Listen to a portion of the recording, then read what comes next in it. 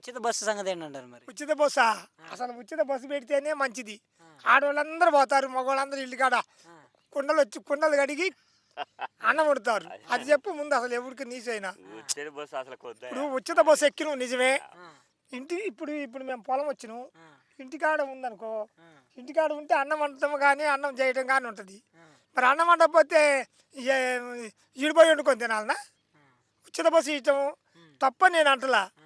ఆర్థిక ఇబ్బంది ఉన్నోళ్ళు బాగోవచ్చు, ఏం పని లేదు ఇట్టాడు కూడా పోతాడు. మనకి లేదులేమా.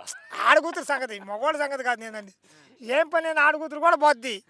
ఏం పోయింది వరకే కదా, టికెట్ లేదా ఎక్కట్ లేదా, సత్రం వల్ల పోయి టిఫిన్ చేసి వద్దామంటారు. తెలంగాణ మొత్తం సత్రం దాకా పోయి టిఫిన్ చేసి వద్దాము, ఏమైంది మళ్ళీ వచ్చే బస్సులో రావచ్చుగా. ఇక్కడ నుంచి పేడూరాల నుంచి రూరాలు ఇక్కడ అన్ని పల్లెటూరులే కదా.